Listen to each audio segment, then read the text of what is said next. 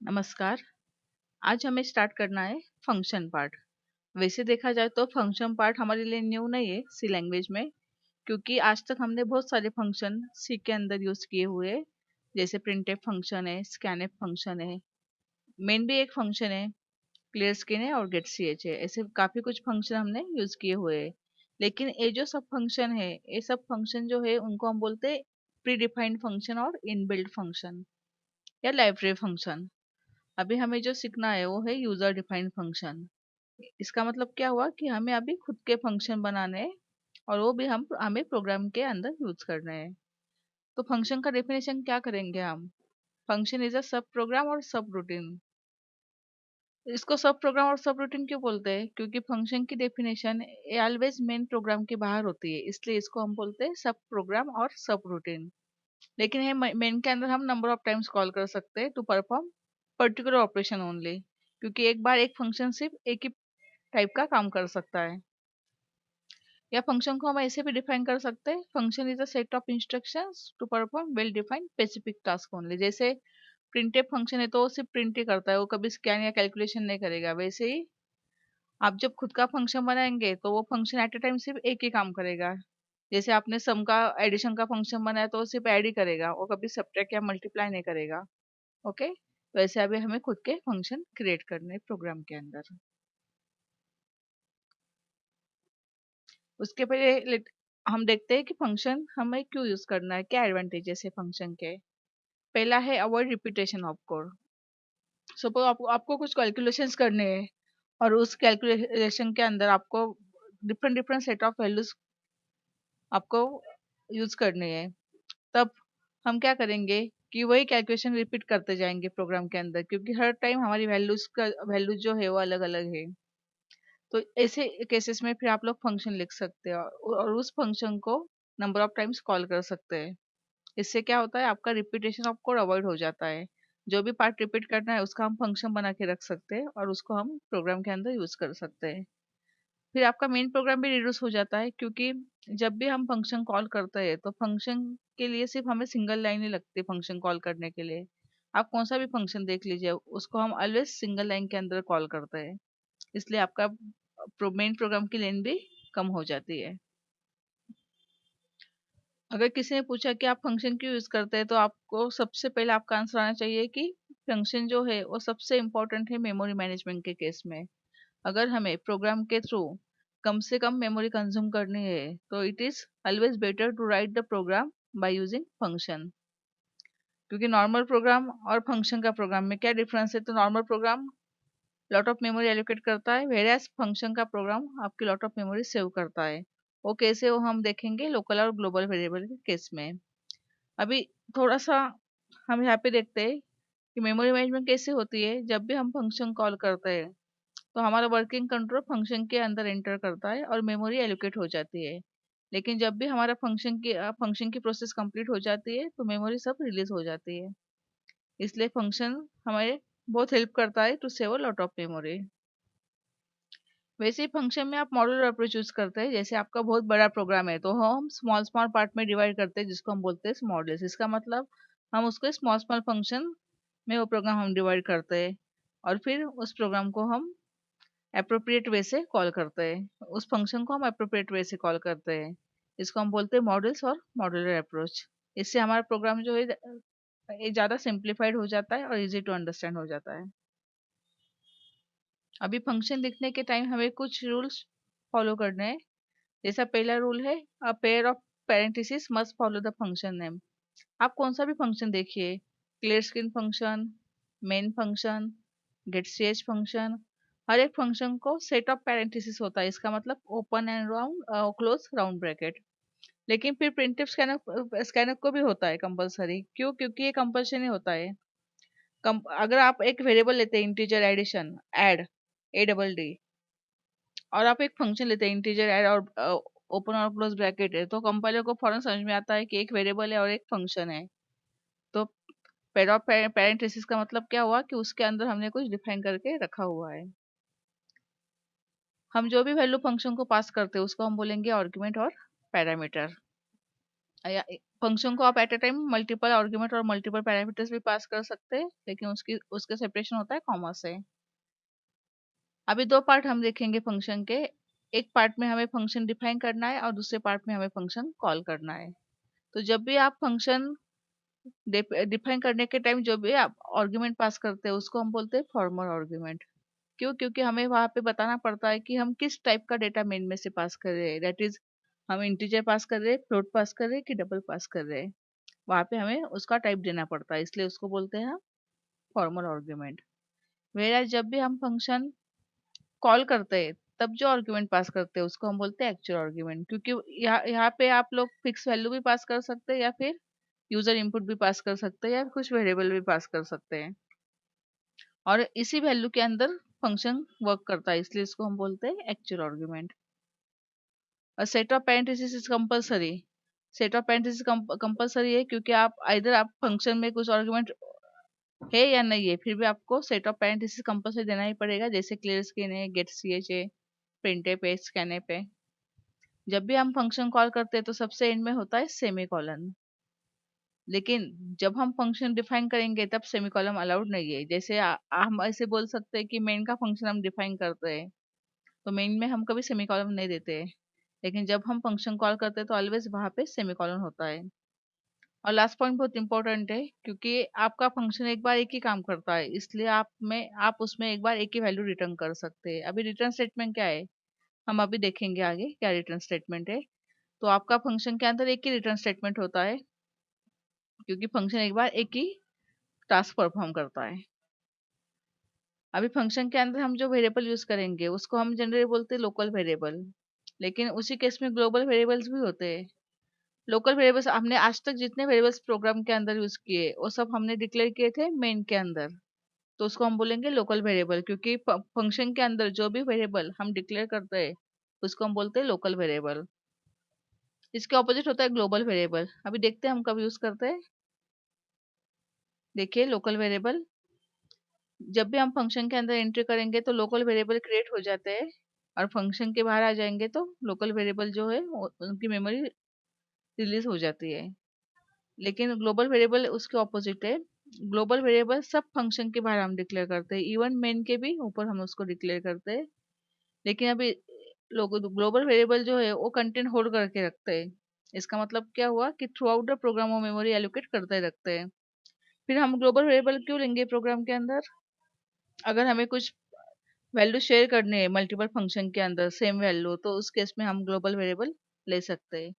लेकिन it is always desire to use a local variables. अगर आपको मेमोरी मैनेजमेंट एक कंसेप्ट ठीक से हैंडल करना है तो ज़्यादा से ज़्यादा हमें लोकल वेरिएबल ही फंक्शन के अंदर लेने पड़ेंगे।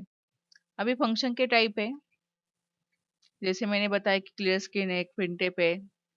तो क्लियर स्क्रीन को हम एम्प्टी ब्रैकेट देते हैं, उसको हम बोलते हैं फंक्शन विदाउट आर्ग्यूमेंट। अगर फंक्शन में कुछ आर्ग्यूमेंट पास करनी है और वो आर्ग्यूमेंट सिर्फ सिंगल हो तो हम बोलते हैं फंक्शन विद सिंगल आर्ग्यूमेंट। और एक होता है फंक्शन विद मल्टीपल आर्ग्यूमेंट्स। ठीक है, हम इसका एग्जांपल ही देखते हैं, फिर आपको एक कंसेप्ट बहुत अच्छी तरह से समझ में आ जाएगी।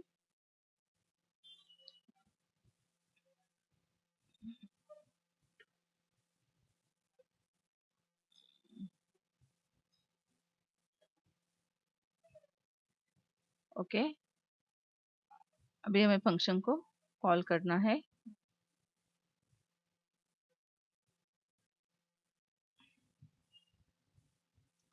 तो उसके लिए अभी हम क्या करेंगे देखते हैं।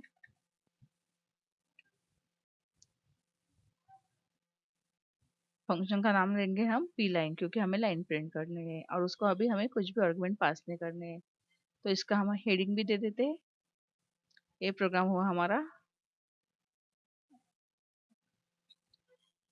Function without argument. ओके, ठीक है।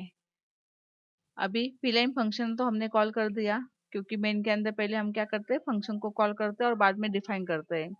फिर आप लोग बोलेंगे तो कुछ कुछ केस में मेन के ऊपर भी डिफाइन होता है, राइट है। लेकिन सी के अंदर मेन के ऊपर आप जो भी लेते हैं वो बाय डिफॉल्ट ग्लोबल होता है। और जैसे अभी हमने डिस्कस किया कि ग्लोबल जो चीज होती है वो हमेशा मेमोरी होल्ड करके रखती है। इसलिए हम फंक्शन की डेफिनेशन मेन के बाद ही लेंगे। अभी हमें यहाँ पे एक मैसेज देना है।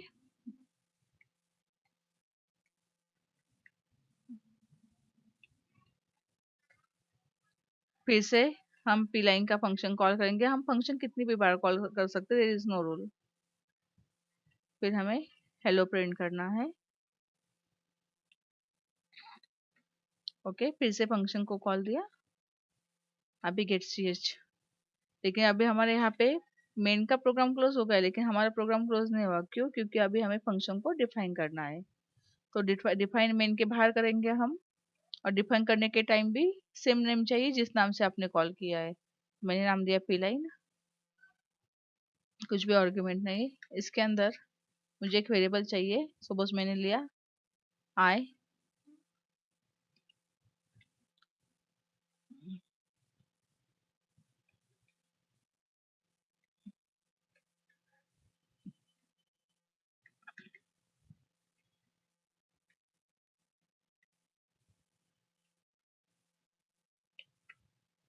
ओके, ये हमारा फंक्शन हो गया डिफाइन। हमें एक लाइन प्रिंट करनी है जो 1 से 50 तक जानी चाहिए। तो हमें जब दिखाई देगा तो एक हॉरिजॉन्टल लाइन होगी। ठीक है, हम प्रोग्राम रन करके देखते हैं। Here is the output. Okay, पहले पी लाइन फंक्शन किया तो उसने 1 से लेके 50 तक डैश पर प्रिंट किया, फिर हेलो प्रिंट हुआ, फिर से पी लाइन। लेकिन थोड़ा हमें अच्छे से देखते हैं कि ये सब वर्क कैसे होता है। तो हम यहाँ पे थोड़ा कम कर देते हैं वैल्यू। और एक चीज करने हैं हमें यहाँ पे, हमें चेक करना है आई की वैल्यू क्या होती है। ओके, फिर से F7 हमें प्रेस करना है और साइमल्टेनियसली हमें वॉच भी ऑन करना है। ओके, अभी देखिए हम मेन के अंदर आ गए। फिर भी आपको क्या मैसेज आ रहा है? अनडिफाइंड सिंबल आए, क्योंकि आई कहाँ पे? फंक्शन के अंदर है। और अभी हम कहाँ पे? मेन के अंदर है। तो मेन का और फंक्शन का कुछ भी रिलेशन नहीं है। रिलेशन कहाँ स्टेब्लिश होगा? जब आप फंक्शन को कॉल देंगे। देखिए अभी हम कॉल देंगे तो यहाँ यहाँ पे आ गया कंट्रोल। उसके बाद अभी आई डिक्लेयर हो गया। आई 1 से लेके 5 तक जाएगा। फंक्शन खत्म हो गया यहाँ। लेकिन जब भी हम फंक्शन से बाहर आ जाएंगे और मेन को कंटिन्यू करेंगे, तब फिर से अनडिफाइंड सिंबल आई आएगा। इसका मतलब फिर से आई की मेमोरी चली गई। फिर से कॉल करो, फिर से मेमोरी एलोकेट होगी और गेट ch हमें आउटपुट डिस्प्ले करेगा। ओके, तो ऐसे जो फंक्शन के अंदर जो वेरिएबल होते हैं उसको हम बोलते हैं लोकल वेरिएबल्स। और इस पार्ट को हम बोलेंगे फंक्शन कॉलिंग पार्ट। और ए वाला पार्ट है हमारा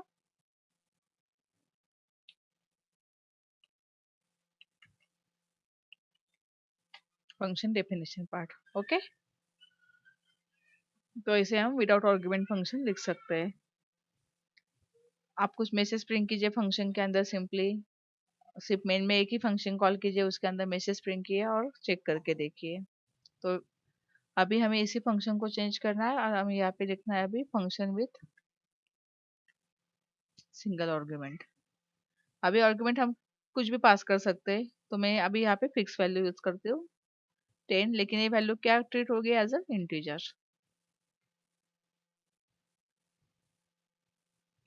ठीक है, अभी पी लाइन के अंदर भी हम एक इंटीजर वैल्यू देते हैं, क्योंकि फंक्शन का name as well as function की आर्गुमेंट भी मैच होनी चाहिए, तभी फंक्शन प्रॉपरली वर्क करेगा।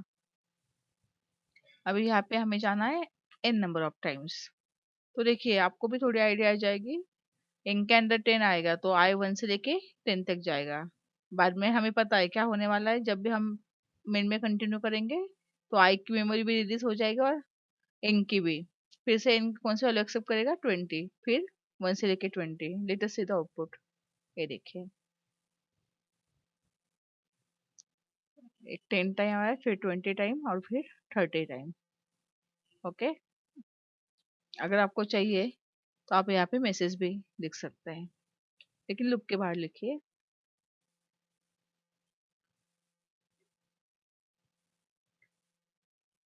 और परसेंटेज के अंदर हम n की वैल्यू लिख सकते हैं। देखिए 10 टाइम, 20 टाइम एंड 30 टाइम्स। फिर से अभी हमें इसी प्रोग्राम को चेंज करना है और यहाँ पे देना है फंक्शन विथ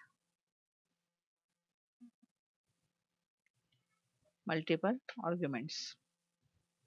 ओके, यहाँ पे एक इंटीजर वैल्यू दी है हमें, अभी हमें यहाँ पे एक कैरेक्टर वैल्यू देनी है, लेकिन कैरेक्टर वैल्यू फिक्स देनी है तो हमें वो सिंगल कोट में इंक्लोज करनी पड़ेगी। ओके, हैश दिया, उसके बाद सपोज हमने दिया एट, और फिर हमने दिया यहाँ पे एंड। ओके, अभी यहाँ पे और एक आर्ग्यूमेंट पास करो, कैरेक्टर ch। अभी वही वैल्यू हमें यहाँ पे प्रिंट करनी है।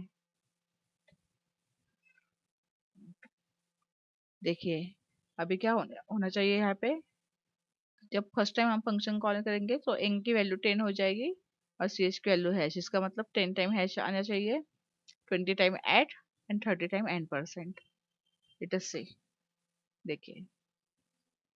ओके, तो फंक्शन का ब्लॉक इतना पावरफुल होता है कि हर टाइम वो न्यू न्यू वैल्यू एक्सेप्ट करता है और पुरानी वैल्यू छोड़ देता है।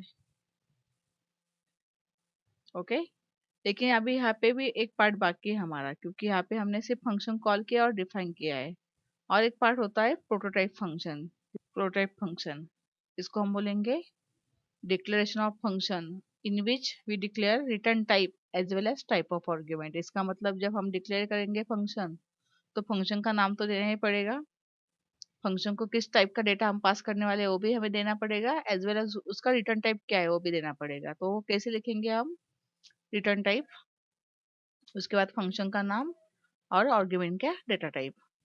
अभी रिटर्न टाइप भी दो टाइप के हम यूज करते हैं, एक होता है डेटा टाइप, इसमें आप पास कर सकते हैं एक सिंगल वैल्यू, या इसमें आप टाइप दे सकते हैं सिर्फ कि किस टाइप की वैल्यू फंक्शन रिटर्न करने वाला है, जैसे इंटीजर वैल्यू है, फ्लोट है, या कैरेक्टर है। और आपको मैंने वैसे ही बताया हुआ है कि एट ए टाइम फंक्शन सिर्फ एक ही टाइप का, एक ही रिजल्ट रिटर्न करता है, इसलिए मल्टीपल नहीं होते रिटर्न टाइप, रिटर्न टाइप हमेशा सिंगल ही होता है। ये हम कब यूज करेंगे, जब फंक्शन कुछ रिटर्न करने वाला है, या इसको हम टेक्निकली बोलते हैं फंक्शन कॉल बाय वैल्यू। जब भी हमारा फंक्शन कॉल बाय वैल्यू होता है तो हम यूज करते हैं डेटा टाइप। जैसे फॉर एग्जांपल यहाँ पे एक इंटीजर रिटर्न टाइप है, फंक्शन का नाम ऐड है और इसको दो वैल्यू हमने पास की हुई है, तो इसको हम बोलते हैं डिक्लेरेशन ऑफ फंक्शन, और ये मेन के भी ऊपर हम डिक्लेयर करते हैं।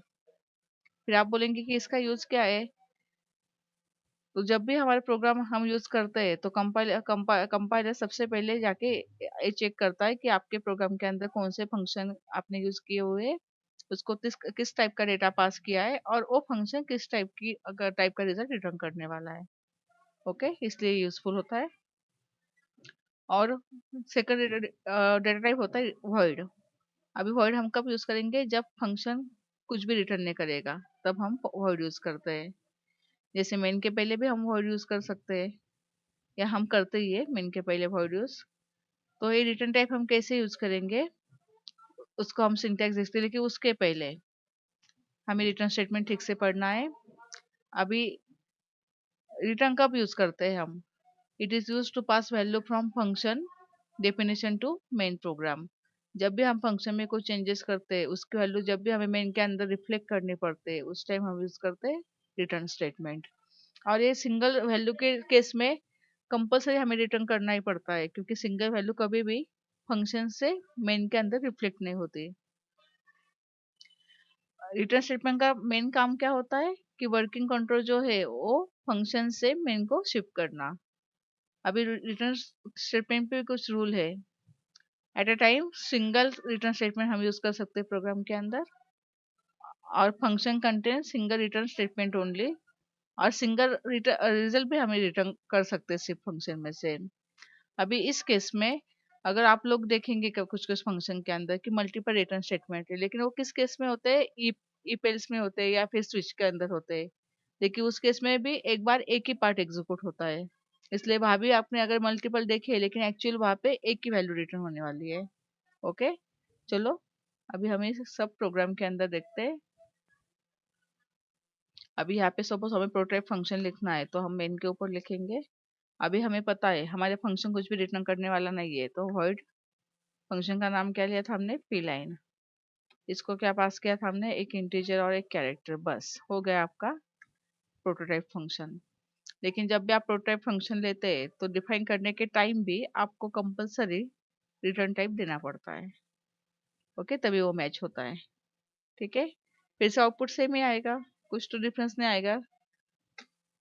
लेकिन ए it is always better to write a prototype function or to declare the function before defining and calling it. Okay, अभी ये तो सिंपल प्रोग्राम हुआ फंक्शन का। अभी हमें देखना है टेक्निकल पार्ट फंक्शन का। वो क्या है हम देखते हैं, फंक्शन कॉल बाय वैल्यू। अभी ये केस क्या होती है, जो भी चेंजेस आप हम फंक्शन के अंदर डेटा के अंदर करते हैं वो मेन में रिफ्लेक्ट नहीं होता है। तो हम क्या करते हैं, ऐसा क्यों होता है, क्योंकि जब भी हम फंक्शन कॉल करते हैं तो वेरिएबल की सिर्फ वैल्यू मेन से फंक्शन को पास होती है, बाकी उनका कुछ भी रिलेशन नहीं होता है। ओके, इसलिए जो भी चेंजेस आप फंक्शन में करेंगे फॉर्मल आर्गुमेंट के अंदर, वो डायरेक्टली आपको एक्चुअल आर्गुमेंट के अंदर रिफ्लेक्ट नहीं होगी।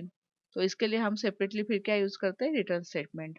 वो कैसे हम देखते हैं।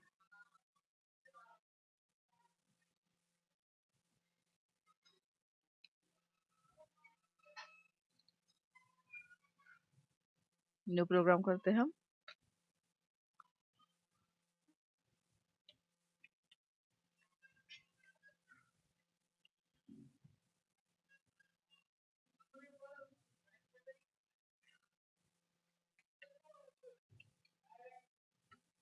ओके, यहाँ पे पहले हमें सपोज 2 नंबर की हमें एडिशन करनी है सिंपल, तो रिटर्न टाइप आना चाहिए इंटीजर। फंक्शन का नाम लेते हैं हम सम, और उसका हमें पास करनी 2 इंटीजर वैल्यूज। ओके, अभी मेन के अंदर पहले हमें क्या लगेगा, इनपुट लेना पड़ेगा, और सम कॉल करने के लिए भी एक वेरिएबल लगेगा।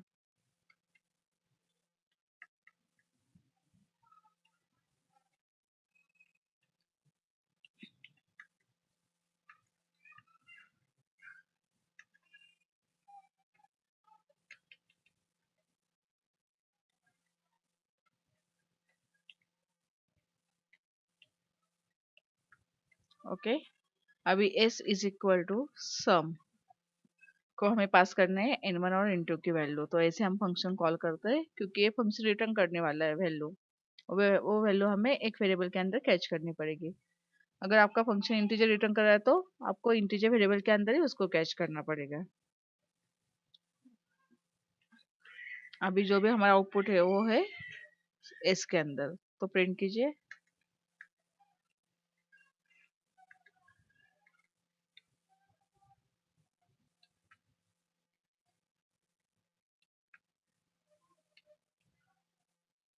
ठीक है, अभी रिटर्न टाइप दिया हमने, फंक्शन का नाम, और यहाँ पे हमें 2 वेरिएबल चाहिए। फिर आप बोलेंगे कि n1 n2 क्यों नहीं, चलेगा, आपने यहाँ पे n1 n2 लिया तो भी चलेगा, लेकिन प्रॉब्लम क्या है, a n1 n2 अलग होगा और a n1 n2 अलग होगा।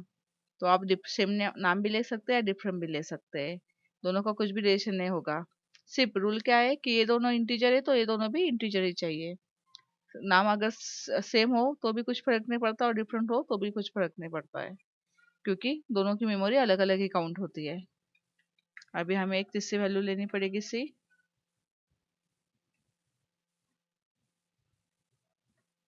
अभी हमें रिटर्न करनी है सी की वैल्यू, क्योंकि डायरेक्टली रिफ्लेक्ट नहीं होने वाली।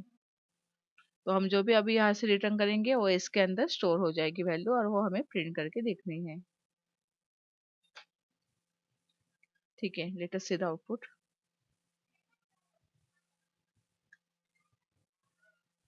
46। अभी फिर से आप लोग डिबग करके देख सकते हैं, जैसे हमने पहले देखा था। तो n1 की वैल्यू a के अंदर आएगी, n2 की b के अंदर आएगी, और फिर रिजल्ट इसको पास हो जाएगा। ओके, तो इसको हम बोलते हैं फंक्शन कॉल बाय वैल्यू। अभी इसके अंदर आप अलग अलग टाइप के प्रोग्राम कर सकते हैं। सपोज हमारे पास फैक्टोरियल का प्रोग्राम है, इसको अगर हमें फंक्शन के साथ करना है तो हम कैसे करेंगे। ये देखिए, ये सिंपल प्रोग्राम है हमारे पास। एक नंबर लिया, लॉग इंटीजर लिया हुआ है, नंबर को स्कैन किया और उसका फैक्टोरियल हमें प्रिंट करना है। अभी यही हम फंक्शन के साथ करेंगे तो क्या क्या चेंजेस आएगी प्रोग्राम के अंदर। तो पहले रिटर्न टाइप हम लॉन्ग लेंगे, उसके बाद फैक्ट नम। आप नाम कुछ भी ले सकते हैं फंक्शन का, लेकिन नाम कैसे लीजिए जो लॉजिक को मैच होता है। और इसको हमें देना है एक इंटीजर वैल्यू। अभी यहाँ पे क्या क्या चेंजेस होगी, तो यहाँ पे मैं आंसर के लिए एक वेरिएबल लेती हूँ, एंटर नंबर, नंबर एंटर किया। उसके बाद हमें क्या करना है, यहाँ पे सिर्फ मेन के अंदर फंक्शन को कॉल देना है, तो answer is equal to fact num, और उसके पास करना है हमें एन, और उसके बाद रिजल्ट प्रिंट करना है।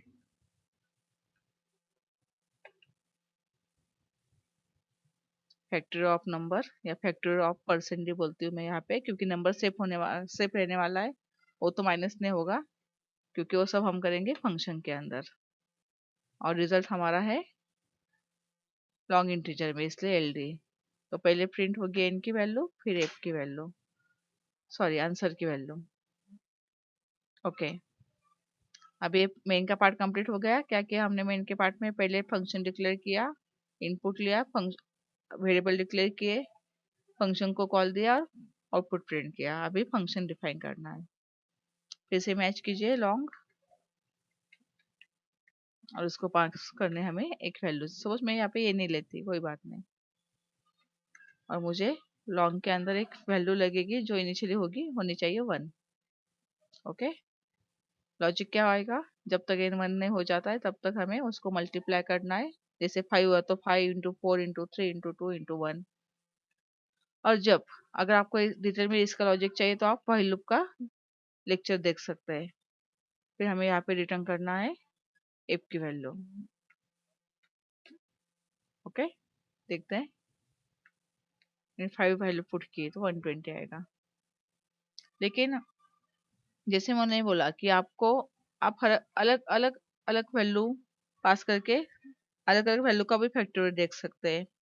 तो एक काम करते हैं, हम फंक्शन तो हमारा एज इट इज रहेगा, थोड़ा मैं इनको हम चेंज करते हैं।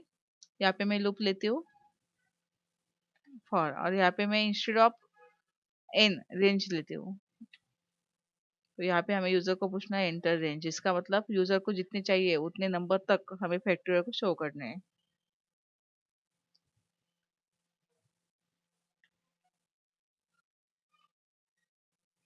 तो लूप सेट करेंगे N equal to 1 less than equal to range N plus plus. अभी इसमें हमें फंक्शन को कॉल दिया और प्रिंट किया। I think it is okay. देखते हैं, अगर मैंने 5 की रेंज दी तो 1 का फैक्टर, 2 का, 3 का, 4 का, 5 का।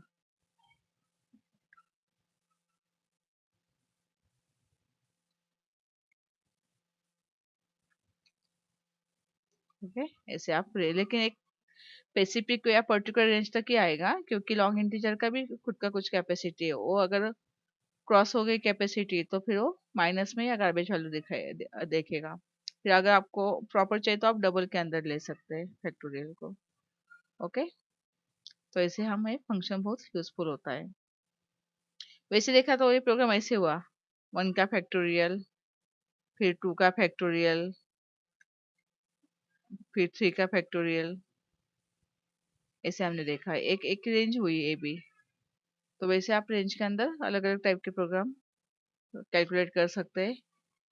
जैसे आपको मैंने बोला कि पावर कैलकुलेट करना है, 1:1 प्लस 2:2 प्लस 3:3। तो आपको क्या करना है, जो भी आंसर आएगा उसको ऐड करते जाना है सम के अंदर, और फाइनली आपको सम प्रिंट करने हैं। इस तरह से आप अलग अलग रेंज सॉल्व कर सकते हैं इजीली फंक्शन के अंदर। या हमने पैरेंट नंबर का प्रोग्राम देखा था, वो भी आप फंक्शन के अंदर लिख सकते हैं। एमस्ट्रॉन्ग नंबर का लिख सकते हैं। कभी कभी कैसे होती है, रेंज थोड़ी सी कॉम्प्लिकेटेड होती है। जैसे मैंने बोला for example square of X मुझे लिखना है। अभी मैं सिंपल लिखती हूँ, square of X into cube of Y plus square of Y plus X of cube Y square plus 1। अगर आपके पास ऐसी रेंज है तो आपको ऐसे भी फंक्शन के अंदर सॉल्व करते आने चाहिए। अभी आप ठीक से देखेंगे। तो यहाँ पे हम ऐसे लिख सकते हैं, या फिर आप समझ लीजिए, कोई बात नहीं। X square into Y cube plus Y square plus X cube Y square plus 1। ठीक है, अभी हम इसको सॉल्व करेंगे तो कैसे सॉल्व करेंगे, मैं इसको कमेंट दे देती हूँ। अभी ठीक से देखा जाए तो यहाँ पे हमें लगने वाले दो फंक्शन, एक स्क्वायर के लिए और एक क्यूब के लिए। तो मैं एक काम करती हूँ, यहाँ पे मैं इसको एडिट कर देती हूँ।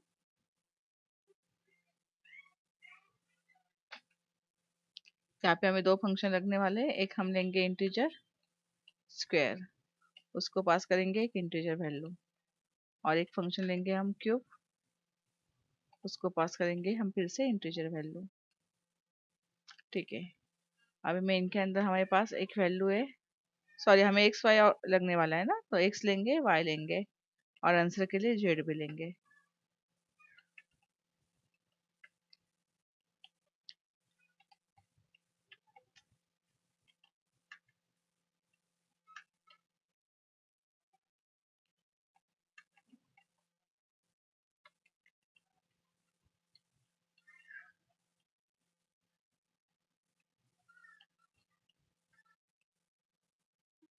जेड इज इक्वल टू, अभी फंक्शन कॉल करेंगे, पहले हमें चाहिए स्क्वायर का फंक्शन, उसको हमें पास करना है एक्स, मल्टीप्लाई बाय हमें चाहिए क्यूब का फंक्शन, उसे हमें पास करना है वाई, उसके बाद देना है प्लस, फिर हमें चाहिए स्क्वायर ऑफ वाई, फिर से हमें देना है यहाँ पे plus cube of X into square of Y, और फिर देना है हमें प्लस 1। तो जो भी आंसर आएगा वो हम इसके अंदर यहाँ पे हम प्रिंट कर देंगे।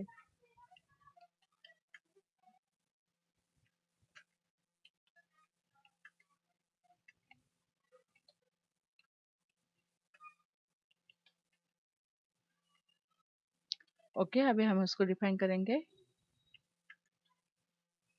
यहाँ पे हमें एक इंटीजर वैल्यू चाहिए, अभी सिंपल लॉजिक है इसलिए हम डायरेक्टली रिटर्न कर देते हैं।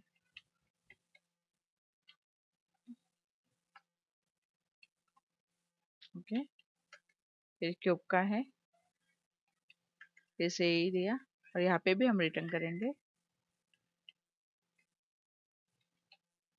ओके, ठीक है, देखो अभी मैंने सपोज पहली वैल्यू डाली मैंने 2, और दूसरी वैल्यू पहले डाली मैंने 3 और दूसरी वैल्यू डाली 1, तो क्या आएगा, पहले एक्स की वैल्यू अगर 2 है तो 2 raise to 2 4 into 1 plus plus फिर से 1 आएगा तो 5, 5 प्लस 8 13 इंटू 1 प्लस 1 14 आना चाहिए, तो हम डाल के देखते हैं 2 1, ये देखिए 14। ऐसे आप अलग अलग टाइप का वैल्यू, अगर आपके पास रेंज है तो आपको सारी रेंज एज इट इज लिखनी है मेन के अंदर, और सिर्फ फंक्शन लेके फंक्शन को उसी रेंज के अंदर कॉल कीजिए, तो आपको ये ज़्यादा सिंप्लीफाई जाएगा। जैसे फैक्टोरियल का भी हमने किया था, वैसे आप ये रेंज भी सॉल्व कर सकते हैं। वैसे आप पावर की रेंज भी ट्राई कर सकते हैं। अगर मेरे पास ऐसी पावर है 1 plus 5 raise to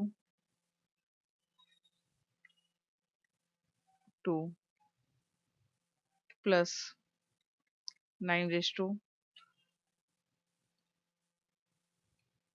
3 plus 13 raise to 4। अभी इसके ऐसी रेंज आपकी काफी दूर तक जाएगी एन तक।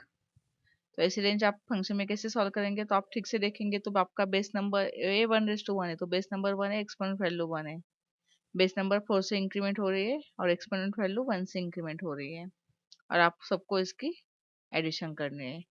जैसे हमारा पहला प्रोग्राम था फैक्टोरियल, उसके अंदर भी आपको हमें एडिशन करनी होती, तो हम कैसे कॉल करते हैं, sum equal to sum plus factorial in bracket उसके आर्ग्यूमेंट। वैसे आप इसमें भी कॉल कर सकते हैं और फाइनल आंसर देखिए राइट आता है कि नहीं।